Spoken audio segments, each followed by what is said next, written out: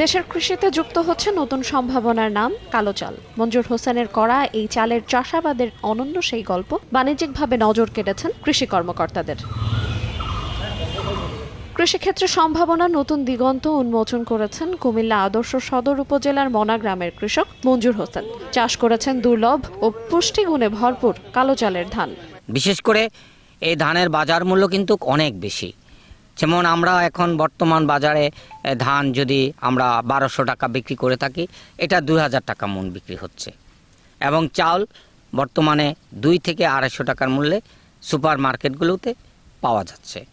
এবং ডাক্তাররাও এখন এই কালো চালের ভাত খাওয়ার জন্য প্রেসক্রিপশনে পরামর্শ দিচ্ছেন। বিগত বছর 5 জাতের কালো চাল চাষ করে সফলতা পেয়ে এবছর চাষ করেছেন 7টি আন্তর্জাতিক জাতের ধান।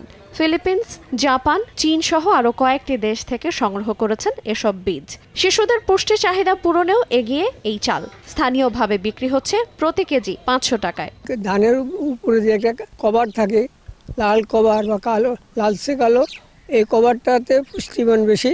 তবে এটাকে ধরে রাখতে গেলে কি করতে হবে, এটাকে ভাঙাইতে দিয়া যাতে এই ইয়েটা কালো আবরণটা, লালচে কালো আবরণটা ঠিক থাকে এবং এটা কেটে না যায়। ডায়াবেটিসের লাই ভালো, ডায়াবেটিসের লাই অনেক বেচাকিনি হয়, দূর দূরান্ত থেকে মানুষ আসে, আরও উৎপাদন বাড়াতে একটু ভালো হতো।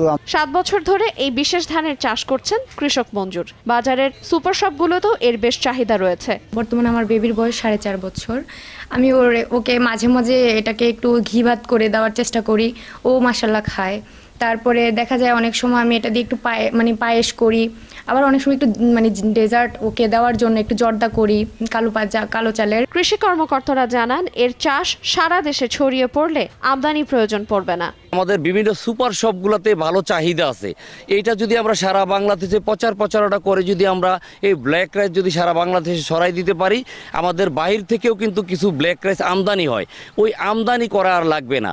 আমাদের দেশের চাহিদা আমরা আশা করি আমাদের এই ব্ল্যাক রাইস যে উৎপাদন হচ্ছে এইটা দিয়ে আমরা আমাদের চাহিদা মিটাইতে পারবো এবং কি আমরা একটা ভালো অঙ্কের টাকা আমরা সেভ করতে পারবো। বাইরে থেকে আমদানি থেকে আমরা এটা থেকে বেঁচে যাব। স্বাস্থ্য বিশেষজ্ঞদের মতে হৃদরোগ ও চোখের জন্য উপকারী এই কালো চাল। কালো ধানে প্রচুর পরিমাণে অ্যান্টিঅক্সিডেন্ট থাকে।